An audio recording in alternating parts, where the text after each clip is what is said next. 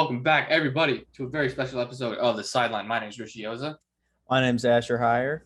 And today, we got something special. So today, we are going to go through the awards. We're going to do a little own NFL Honors show. Awards show. Yeah, it's going to be a little different. So we're going to go through the awards that the NFL Honors does. We're going to skip, like, Walter Payton Man of the Year. We're going to skip, like, the clutch play thingy that they do. And we're also going to talk about our first team All-Pro because we had a little bit of issues with the AP one, so we're gonna go through ours.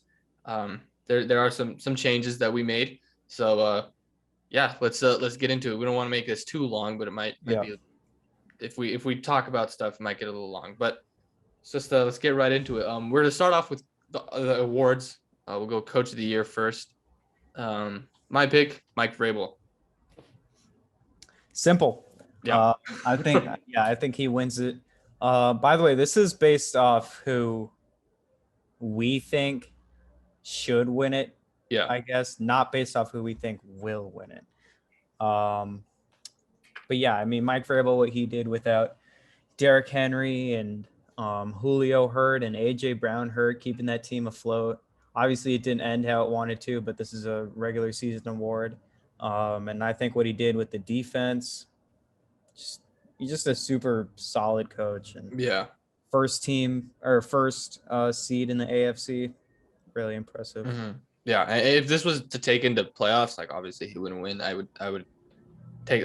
think Zach Taylor would have won in landslide if you're talking playoffs as well. But if it's just regular season, I mean Vrabel, I think that's the only choice you can make. Yeah, like it really is. Like if you just look at all the stuff that Tennessee went through in terms of injuries, like on the defense, on the offense, everywhere. And for them to end up with the 1 seed is kind of insane. Next up, Comeback Player of the Year. This is our first disagreement. This is our only disagreement, actually, on the entire awards. I have Joe Burrow. He's going to be playing the Super Bowl on Sunday. And I have Nick Bosa. Yes. These are the two. Well, we think they should be the two odds leaders, but for some reason, Dak Prescott's leading it. I think if you just look at the first 6-7 weeks, probably Dak Prescott would have won it, but he really tailed off, and Bosa and Burrow just skyrocketed in their production since when Dak started to stutter. I think Burrow. I mean, the when you look at the offense compared to San Francisco's defense, Cincy's offense compared to San Francisco's defense, San Francisco has a lot more weapons on that defense that they have to keep an eye on. So Bosa does have more opportunity. He did have an incredible season, but to me, Burrow still having that god awful offensive line with just a third-year head coach and a really young offense in general, for him to put up the stats that he did and win the division in a competitive division, that's why he's my pick. Yeah, that's fair. I just think when you look at Nick Bosa, 15.5 sacks coming off a torn ACL, leads the league in tackles for loss with 21, 4 forced fumbles. I just think what he did with that Niners defense, really propelling them with a lackluster offense, I would say. Yeah. I think he deserves it. I think it's tough though, because Burrow, those last 4 or 5 weeks, I mean, those are some insane numbers. So when you look at it that way, with the recent stuff, I mean, he was crazy. But I just think what Nick Bosa did, 15.5 sacks is crazy, and that's also insane. Leading the league in tackles for loss too. 15.5 sacks in a normal season would have been that would have led the league. But I mean, he was barely top 5, I think. Yeah, I know. Because just how insane everybody else was. We'll talk about some of those other names later. But he had an incredible season. Both of them did. Yeah. Offensive Rookie of the Year. These two are pretty simple. Both the Rookie of the Years. Yeah. Both we got Jamar Chase. I mean, pretty simple. I know there's some people who think Mac Jones should win. No. No. Jamar Chase. I mean, Asher thinks he's the best receiver in the league, and he honestly has a pretty good case for that. But he put up almost he broke the rookie receiving record. He had the most receiving yards in a game by any receiver this season. He broke the rookie receiving per single game record with that game. I don't know how you can pick anybody else. Yeah, I mean, 1,455 yards, 13 touchdowns. I mean, just what he does with his speed and his route running and his hands. I mean, just insane. And like, I know, like you said that the Niners have like a lot of people on the defense, which they do, but like, damn, this Bengals offense has a lot too. And Jamar Chase was, the spearhead, I guess. Yeah, he was like the one change. Like when you look at their offense from last year to this year, their offense last year was, even with Burrow, was pretty meh. Yeah. And they replace AJ Green with Jamar Chase. They get younger, they get faster, and it just completely changed everything. So yeah, the impact that he had on that. Looking at these stats, maybe a little preview to the defensive. It's not a preview, but second place defensive rookie of the year, Jamar Chase against the Broncos, 1 reception, 3 yards against Patrick Surtain, the second. But unfortunately, there was a guy who had like the best rookie season ever at linebacker, maybe even as a defender. You look at like Lawrence Taylor too. Micah Parsons, obvious pick. Surtain comes in second.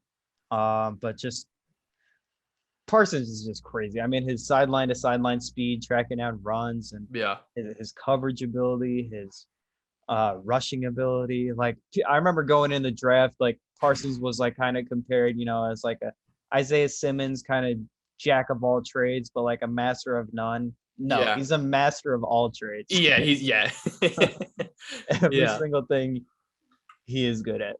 Yeah, I mean, he started the season playing inside, and he was incredible. He was great, but then Dallas was like, you know what? Let's try moving you outside, and let's try making you a rusher, like an edge. And then, like when I first heard that, I was like, what? Like he's not going to be a good edge. Like he was good in college, but college is different. Like he's going to go against NFL talent, and he was even better. And I don't know how that's possible. Yeah. He had, I believe, 12 and a half sacks. It's a ridiculous amount of 13 tackles. sacks. Yeah. He was 3 forced fumbles. Yeah, he was. I mean, and he comes up the middle too sometimes. Yeah, he switches positions everywhere. Yeah, every single time. He does not come from one angle. He can still drop back into coverage. I mean, he played outside for so long this season. You kind of forget that he still is like one of the best lockdown corner or lockdown linebackers in the league because of just how insanely athletic he is. Yeah, like I know Tyreek Hill wasn't trying, but in like the fastest man competition, he won. He still beat Nick Chubb. He beat Nick Chubb and somebody else. I don't remember. I don't remember who. The NFL Pro Bowl needs a lot of fixing. I did not watch a second of it, but like he beat Nick Chubb in a race. Yeah, and like Nick Chubb's like one of the fastest players in the NFL. Yeah. Dude, who ran this? Is Tyreek Hill, Micah? Oh, it was Diggs. He beat out his teammates, right? Oh, Trayvon Diggs. Yeah, I mean, still another athletic freak, but like a linebacker beating out a corner, a receiver, and a running back. That's insane. That's just unheard of.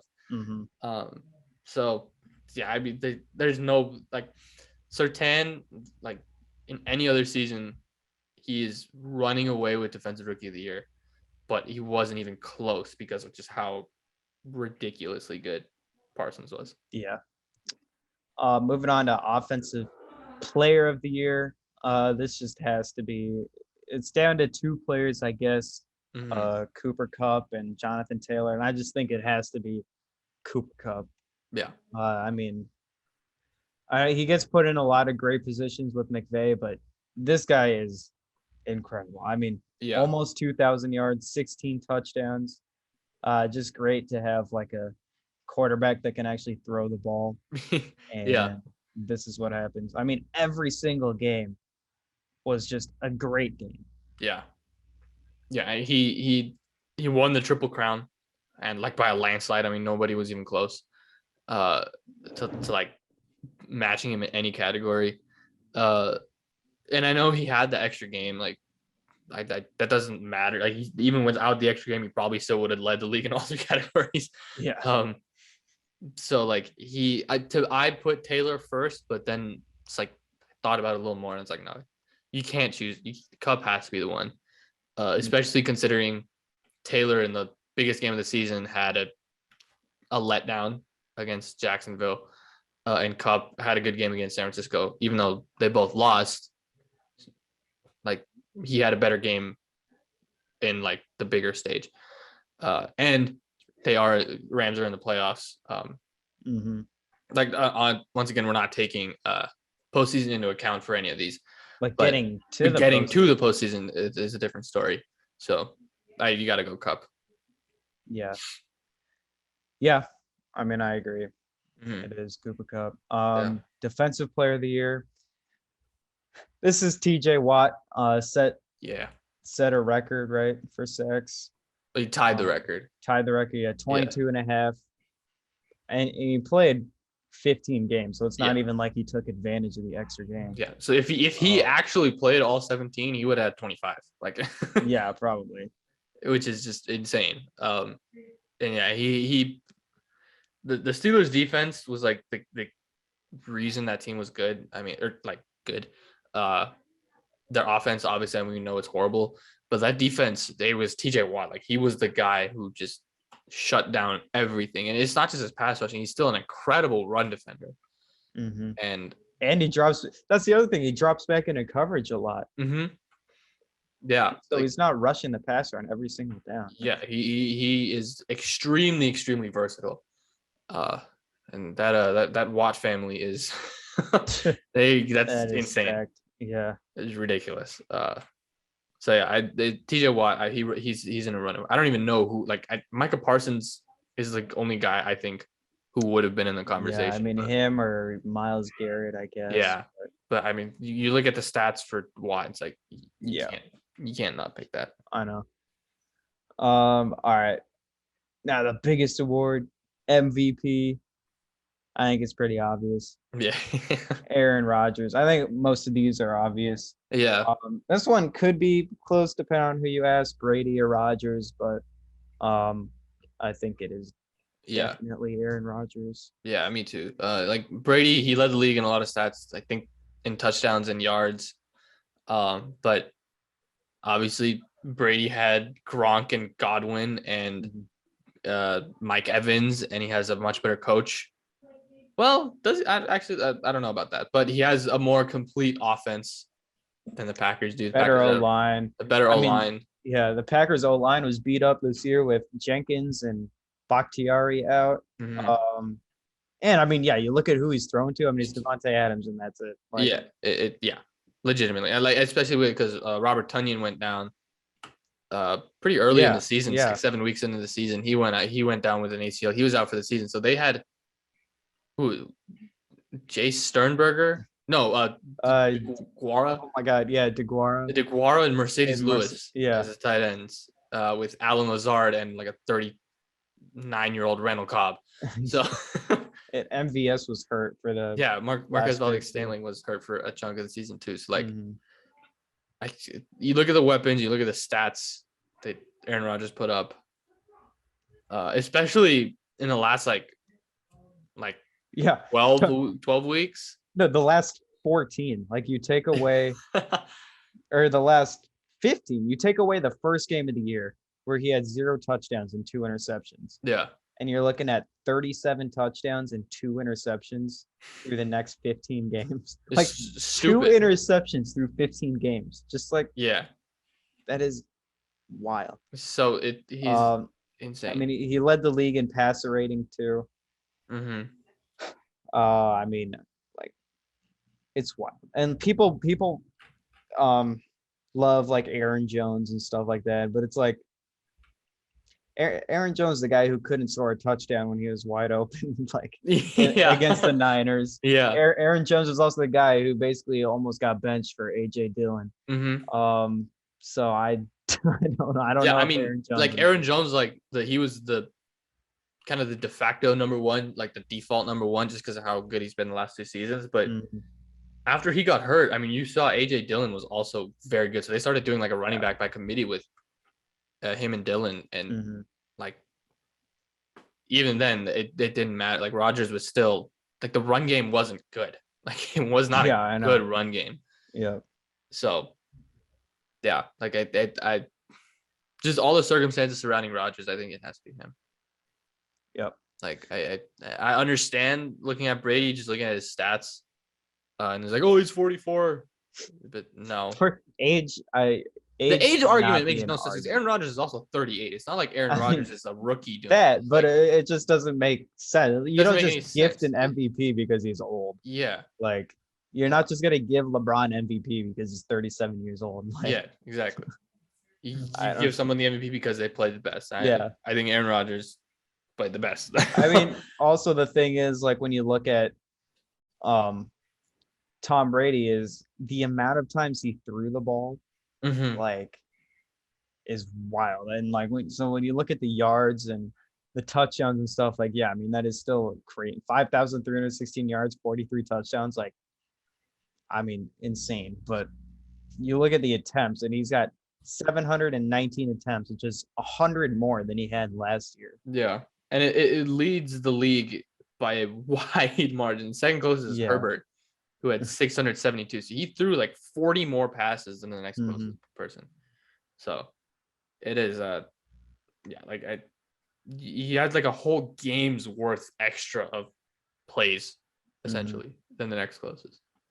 And even then, Herbert had 70 more passes than Stafford, who was Yeah, third. I know. Like Herbert's way up there too. Yeah. Yeah.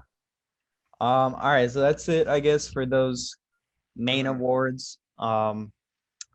Looking at first team All Pro. I know the NFL came out with their All Pro teams. We'll kind of compare ours to theirs. There's Yeah. a little bit of differences, but quarterback, obviously Aaron Rodgers. We don't have to talk about that. Running back, Jonathan Taylor. It would have Mhm. probably been Derrick Henry if he Yeah. hadn't gotten hurt. If he never got hurt, I mean, he was on pace for like 2,000 yards, 20 touchdowns, like Yeah. the greatest offensive season ever. Yeah. But I mean, like, that's 2,000 yards, 20 touchdowns. You look at Taylor, and he's got 1,800 yards and 18 touchdowns. Yeah. Like, that's not He was pretty darn far off close. at all. Yeah. Yeah. So, I mean, yeah, you just, I guess, give Taylor the nod, even though he's, I mean, yeah, as you said, he didn't Yeah. perform like he had to, I guess, against the Jags. I mean, to be fair to him, though, literally nobody on the Colts showed up. So Yeah, I know. I mean, like Carson Wentz did a it horrible was job. not his. It was not his fault that they lost. Yeah. The entire team played horrible. Mhm. Wide receivers, talked about Cooper Kupp. Deebo Samuel made it on ours and made it on the first team All Pro official list. And Mhm. yeah, I mean, I just think he could be the most irreplaceable player in the NFL outside of quarterback. Yeah. It's what he does with the Niners offense, how he can run it, how he can obviously catch it. I mean, he still had what, like 1,400 yards receiving, I think, He had a pretty darn good season. with Jimmy G and Trey Lance throwing him the Yeah. ball. Yeah, I Yeah, he had mean, 1,405 receiving yards. mhm. If I can see his rushing statistics. I think it's like around close to 400, I think. He's not in the top 50, but 365 with 365. touchdowns. He only really ran the last like Yeah. 5 games of the year. Like he didn't run a lot the whole year, but then they started getting so thin. I mean, they already lost Mostert, and then Mhm. Elijah Mitchell also was in and out of the lineup. So yeah, they had to get him in there. Yep. Led the league in yards per reception. I mean, and that's just a lot of that is so much after the catch too. Just the Yeah. speed and the power. It's Yeah. wild. Such a fun player to watch. And he did that on 77 catches. Yeah. 1,405 yards on 77 catches. And Cooper Kupp at 145. Devontae Adams at 123. I mean, you look at, if you 77 receptions, if he had 145, that is 2,800 yards, Yeah. basically. Yeah. You double that. But obviously, like, you can't just Yeah. assume that. Like, Cooper Kupp's the guy getting open. Like, Yeah. Yeah. Deebo Samuel doesn't create as much separation or whatever as Cooper Kupp does. But I mean, yeah, just such a good player. Mm-hmm. And then This is yeah, this was our one difference in the offense, at least from the AP All Pro. We put Jamar Chase in there, as Asher, the leader of the Jamar Chase fan club. yes, But the AP All Pro team had Devontae Adams. We just think that Chase had a better season. I mean, yeah, I just think pretty simple. Chase is a better receiver than Devontae Adams, because it's so tough because Devontae Adams is so good too. But I just think when you watch Devontae Adams compared to Chase, Devontae Adams isn't going to take a screen 70 yards like Jamar Chase did against the Titans in that playoff game. Mm-hmm. So much of Devontae Adams, like, he's really not open. Like, I'm just gonna say, he's just not open. And Aaron Rodgers delivers perfect passes, like along the sideline and stuff. Like, he has maybe half a step of separation, and it's just perfectly right in the breadbasket. Yeah, like he's I think he's one of the best route runners in the NFL. Yeah. But because he's the only weapon on Green Bay's offense, he's always being bracketed. He's always being like, that's true. He's always being guarded by the best corner. He's always like has the most attention on him on that entire defense. But because Aaron Rodgers is so good, it doesn't matter. And also, obviously, Devontae Adams plays into that. Like, he's a great receiver. He has incredible hands. He's going to be able to make the play. But like, he doesn't have that same explosive ability that Jamar Chase has. And like, Devontae's in his prime. I mean, he's not like old. Pretty sure he's like 27, 28 years old. Like, he's not old yet. So Jamar Chase, what he can do right now, I think that he's just more valuable to an offense, I think, because of what he can do. Yeah, I mean, that's pretty much what I think too. I just think I would rather have and it's tough because like these receivers are like born with this, like, speed and stuff. Yeah, you can't like teach. Yeah, which is why it's like kind of annoying. But like, I would rather take the guy who is just an insane freak of nature over a route runner, I would say. I mean, people love the word separation and stuff, but Jerry Jeudy creates good separation, and would I rather have Jerry Jeudy over Jamar Chase? No.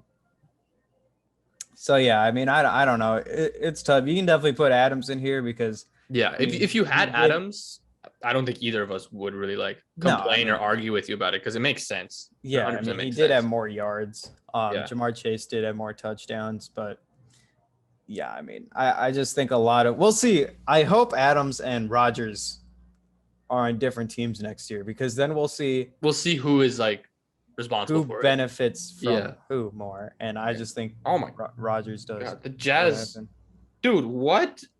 Oh, they're way ahead. I know. They're up like 30. It was 69-60 when I last checked, and now it's 92-69. Yeah. What the heck? Dude, I thought you were gonna say a trade. I'm like, oh shit. No, nothing happened. Ooh, wait, I need to put on this Lakers-Blazers game. Oh my god, dude, the Lakers. We're not gonna talk. Literally, I hope they lose, dude. And it would be so funny because everyone blames Westbrook, and like, yeah, I mean, he sucks, but like them losing without Westbrook too, that'd be even worse. Yeah. Especially to the Blazers, the team that just traded away CJ and doesn't have Dame, and also traded away. Blazers are starting like this CJ Ellaby, dude, and Justice Winslow. Oh my God, Dennis Smith just. We're not gonna talk basketball. We're gonna wait until after the trade deadline.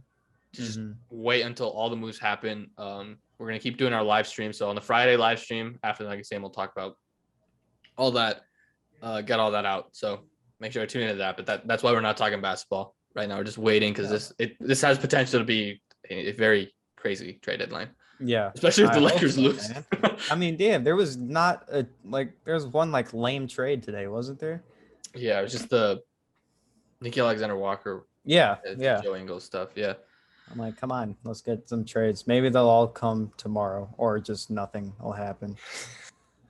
That'd be I so hope. disappointing I know, I know. with It all feels the like that hype. every trade deadline Yeah. feels like Last that. trade deadline was pretty crazy. There was a It lot of was, hype on yeah. last trade deadline, but like this trade deadline, there's been so much hype about, oh, the Harden's gonna go. Oh, if I Westbrook know. goes, Literally, Lillard could. yeah, Lillard could go. He's not getting traded. I know. But like, Even though they should, yeah, but dude, um, we'll talk about it later. But like, yeah. But all right, back to the All Pro stuff.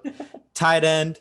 Mark Andrews had the best statistical season, so he gets the first team All Pro nod on ours and on the official thing. Yeah, both of us think that Kittle is the better player, like the better tight end.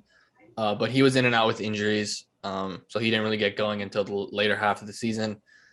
Kelsey had a lot of yards. He had 1,200 yards, but he didn't. You could just tell it wasn't like the same. I guess like he wasn't the same Travis Kelsey. Yeah, especially I think in the beginning of the year he heated up towards the back end, but yeah, I mean he had like 200 less yards this year than he did last year. And Mark Andrews had him beat by like a couple hundred yards. Yeah. Too.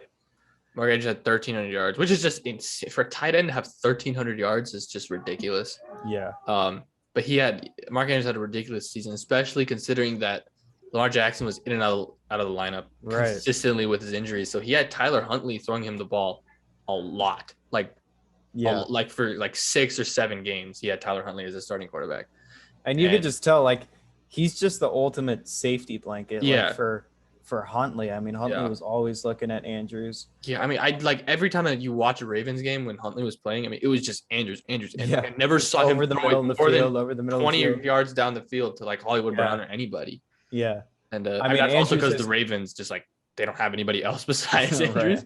But Andrews has great hands too. He's great hands, great speed. He's a good blocker. Yeah. Good after the catch. Yeah, he has everything. I think he has kind of cemented himself in the top 3. It's Kittle, Kelsey, and then Andrews. Yeah, as that top 3. I don't think Waller had a little bit of a. He was hurt for a while as well. I don't even know who else I would put. I know Hawkinson, I guess. I want to see Hawkinson with a real quarterback now because I think that's he had a good season with Goff. But like if they get, and they're not drafting number 1 overall. We'll talk about the draft stuff when I'm ready to get into the draft. Combine.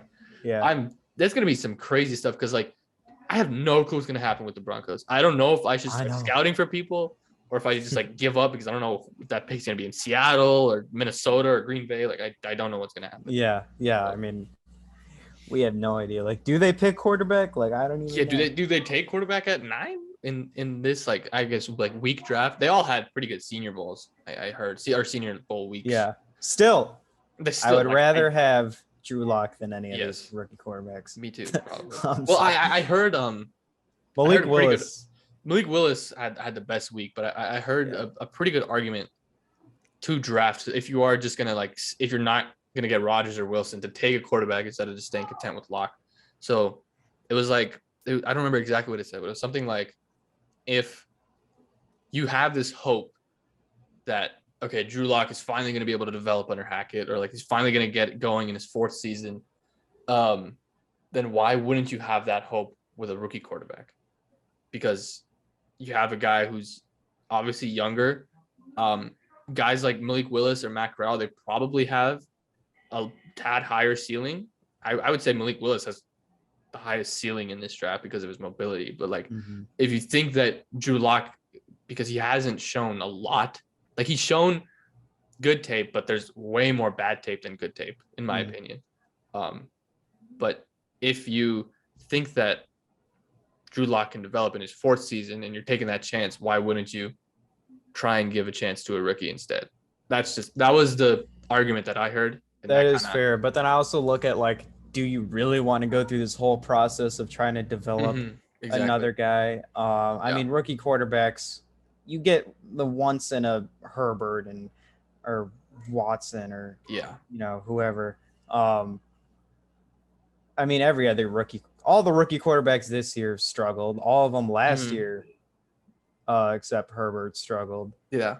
So I mean, it's just because I just feel like if you pick a quarterback, you're throwing the whole next year away. Yeah. If you pick a quarterback at 9, I feel like you gotta play him because then you're committing your future to him. Why aren't you also committing the present to him? Like you should start him. But like this roster is just too talented to go with the rookie quarterback because we're gonna have the same exact stuff as the last 5-6 seasons. Yeah, and I mean, I think there's bigger holes in quarterback. I think honestly, yeah. You look at right tackle, you look at corner. Corner is super. Edge depth. I remember when people were like, why did the Broncos take a corner? They just signed Fuller and Darby. It's like, dude, first of all, Darby gets hurt every single. Second of all, these guys are old. Third of all, they're on like little, like not long contracts. Yeah, we Fuller and Callahan are both free agents right now. We're not gonna bring Fuller back, but Callahan's he's a free agent, and he's probably gonna go. He's probably I don't know if we bring him back, but also Surtain's good. Like, yeah, I know, good as hell. He's probably a top 10 corner already. But like, if we had taken a corner like in the second round, I remember when we doubled up on wide receiver. Yeah. If we took another corner there, that might be excessive. But when you're looking at it now, it's like, like I honestly, we need another corner. If we are able to keep our pick, I legitimately would want us to take a corner with that pick, a corner or right tackle, because we are so thin. But like, if you get a guy like Sauce Gardner at 9. Derek Stingley or Derek Stingley, you get one of those two guys, your secondary set for the next 5-6 seasons. Like set. You have Justin Simmons over the back. You got Surtain and you got Stingley / Gardner. I've also seen what if you take a safety? I've seen people mock that. The only safety I would want to take is Kyle Hamilton. Yeah. But like he's oh my God. He's insane. He's like he is. He's ridiculous. If he drops to us, I would take him in a heartbeat. Yeah. There was one guy who he kind of talked me into it. Like, not gonna lie, I saw the pick. It was a video. I saw the pick. I'm like, dude, like, it was Daxton Hill, safety out of Michigan. But I think what Fangio or the defense that Avero is going to bring in is going to be pretty similar to Fangio. I think it'll be like the same scheme. Yes, and I think Fangio plays so much of a safety in the box, like what Kareem Jackson did and stuff like that. Yeah. And Daxton Hill is kind of like that guy. Like, he's a corner safety hybrid who tackles well. I mean, look at that. But it's like, still, I think there's I think Caden Stearns is good. Enough, and I think there's bigger needs. I don't think we should. Linebacker is such an interesting position to me. Like, we have all of our linebackers are free agents essentially. Like Baron Browning, you just got to worry about his health. Do you think he can hold up full time at that position? If you're confident in that, you don't have to take it at linebacker because then you can re-sign 1 or even 2 of Kenny Young, Jewell, or Johnson. Like, linebacker is feeling more and more almost like the running back of defense. Maybe that's just because like Fangio made everybody look good at that position. That is true. But like at the same time, you are right. Like, linebackers starting like phase out of the middle of the defense. You're starting to see more corners get in there. Starting to see edge like Micah Parsons kind of go back there. Safeties come up like Kareem Jackson, Justin Simmons do it a lot. Buda Baker does it a lot. Tyrann Mathieu does it a lot. Right. Yeah. And like, you just look at the best linebackers in the league. Like, well, first of all, this Super Bowl has no noteworthy linebackers really. Yeah. The championship games really didn't either, except for Fred Warner. But like, they just don't seem as important as like I remember Patrick Queen went in the first round when, I mean, he's good, but he's not it's not gonna be him the sole reason why you like are a good defense. Kenneth Murray went to, and he's turned into nothing so far. It's weird. Like, it's replaceable, I think. Yeah, I think it's pretty easily replaceable.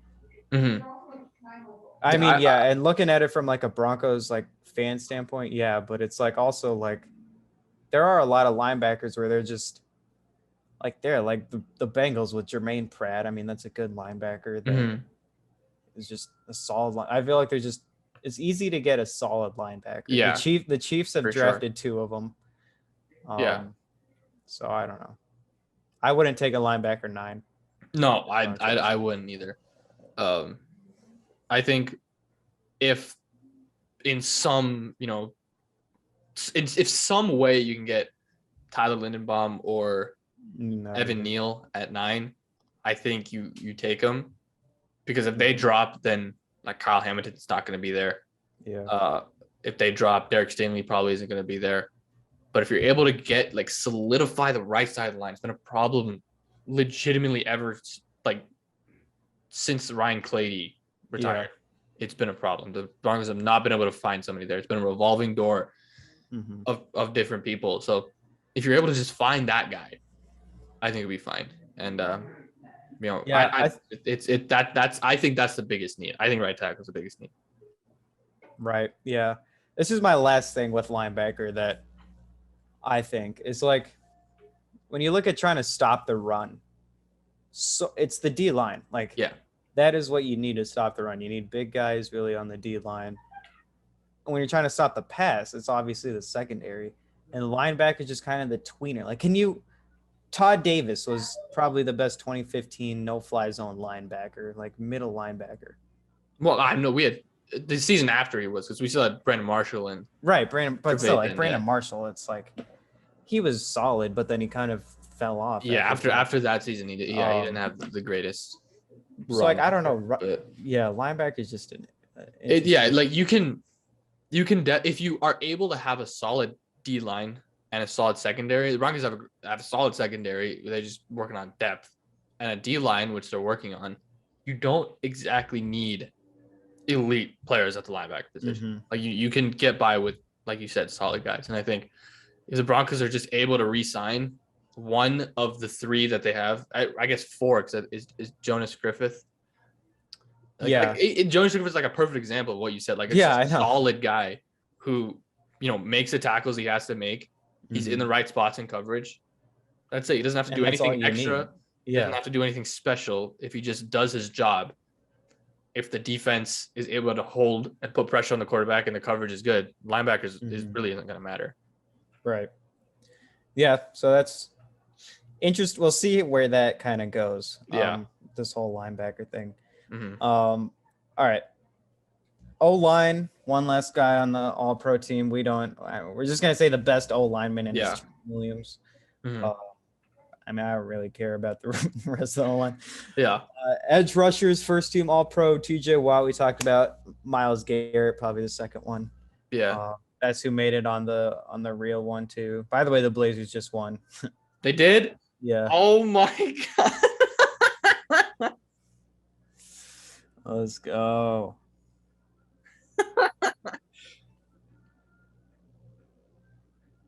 I love it, man. God, I hate the Lakers. Malik Monk, thank you, dude, for playing like how you're supposed to play. 7 points. As soon as Malik Monk and Melo stop hitting their threes, I mean, this team's done. Yeah, they're completely screwed. I'm just watching the video Wob posted. So, LeBron at the buzzer. I'm just this game is just so. The Lakers are a mess, man. They're an absolute mess. The thing with the Lakers is they need so many trades, but they have nothing to trade. Oh my God. What? Oh my God. It's just the fact that the Blazers shot a 3 at the end for some reason. Oh, did they? Time on the shot clock, and the Lakers still didn't get the rebound. Oh my God. I did not see that. Anthony Davis took 0 shots in the fourth quarter tonight. I don't understand what people see in him. I don't get why he's thought of as some okay. Let's focus on football. We will talk about this on Friday. Yeah, we're gonna go full basketball after the Super Bowl. No, I'm definitely. Anthony Davis, career hater, dude. Yeah, me too. This guy took one team to the playoffs as like the number one guy. Yeah. The second year he had a stacked team and he got he won one round with Drew Holiday and Boogie Cousins was on that team. I don't think he was in the playoffs, but whatever. Drew Holiday was good.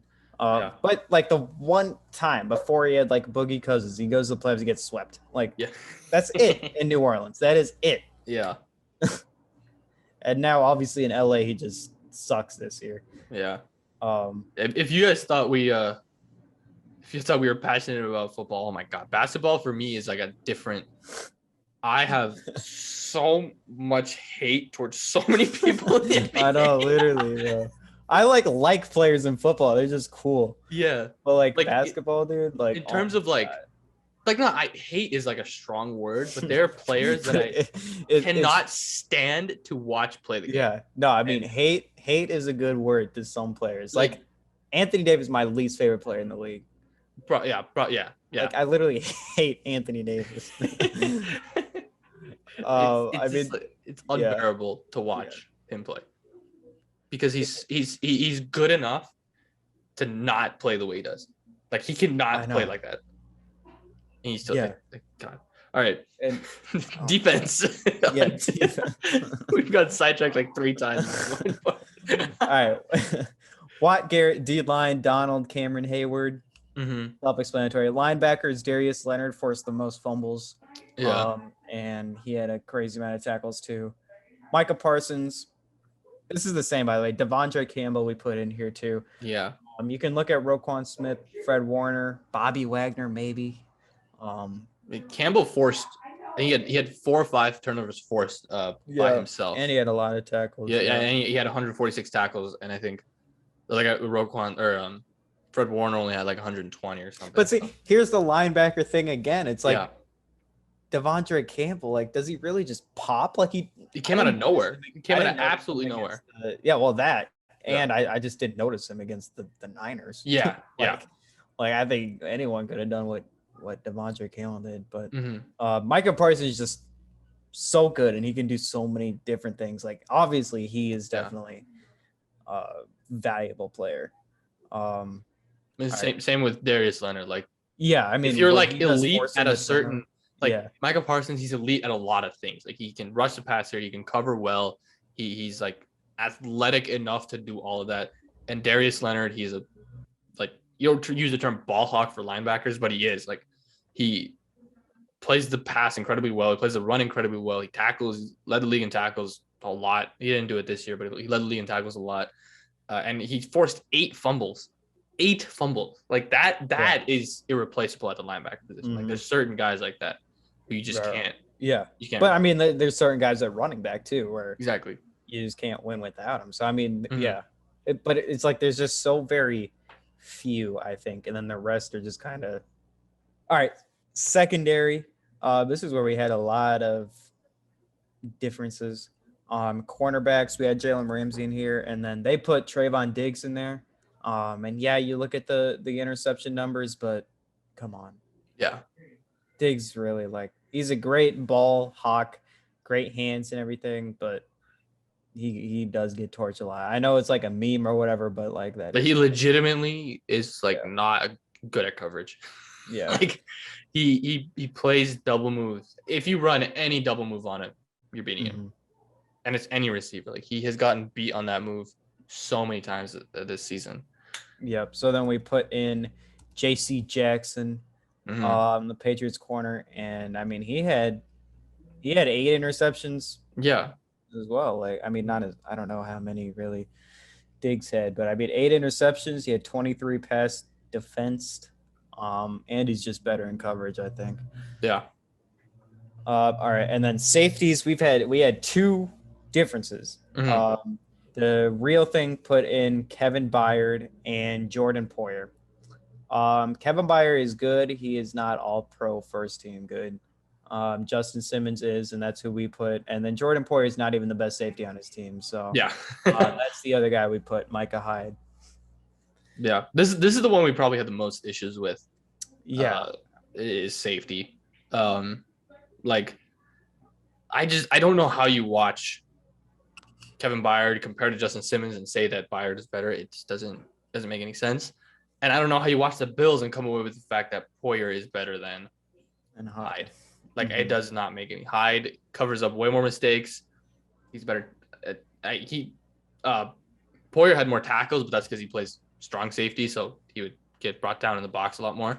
But Hyde is like a much better cover guy.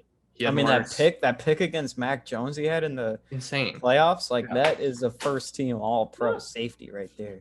Yeah, and like this is saying that Poyer is bad. Like Poyer had a great season. He's probably second team. Yeah. Yeah. But Hyde did so much more for the Bills defense than Poyer did, in our opinion. So we had him instead of Poyer. Yeah. Yeah. And then kicker's Justin Tucker, and the punter, I guess, is the Raiders guy. Actually, I don't know. Punter? Yeah. Well, I don't know enough about punters. There's one punter in the draft who I wanted the Broncos to draft because we need a punter. Like Sam Martin's fine. Still do. Sam Martin's fine, but like the dude from San Diego State, holy crap. His name is Matt Eraza, I believe. This year? Yeah. He's coming into this draft? Yeah, I think so. He had like 2 or 3 separate punts that went over 80 yards. Jeez. And like he led the nation in yards per punt by a mile, led him in net yards by a mile. Mm-hmm. He led him in total punt yards by a mile. And you imagine him at altitude? Woo. Jesus. I want no Tom McMahon. Woo. Oh, I know. God, the Raiders hired him. I'm like, thank God. I want Corey Bojorquez. I remember he was with the Bills, and then he got cut, and then he went to the Packers, and I feel like he booms every single punt. I remember when we played the Rams in the preseason, he was killing everything. Yeah, I'm like, why is this guy like not really on a team? Yeah, I was like pleading for the Broncos, like, do not let him leave Denver. Sign him. No, for real. Yeah. Then he went to Green Bay and he was like the lone bright spot for that special teams. Yeah, he had an 82-yard punt this year. Yeah, he's probably has the biggest leg out of any of the punters right now. But yeah, I guess AJ Cole for punter. Yeah, I don't really know much who else would be there. I don't either. Yeah. So that's it. That's it for this episode. Not too long. Hopefully a little bit more watchable for you guys. I know we're gonna definitely have shorter ones because games are going to be coming down. We're going to be doing a live stream, so we'll be able to talk about a lot more stuff then. We don't know in terms of like legit podcast episodes. Maybe we might still be doing once a week, maybe once every other week, because we are going to be talking a lot on the live streams, which you guys have actually been watching a lot more than these. So we'll definitely keep those going. So yeah, make sure to tune in Friday. We'll talk about trade deadline stuff. I believe with this Lakers loss, I think there's gonna be some stuff happening for sure. So yeah, make sure to tune in for that. I love it. Thanks for watching. Make sure to like and subscribe. Leave some suggestions down below what you guys want us to talk about. Yeah, peace.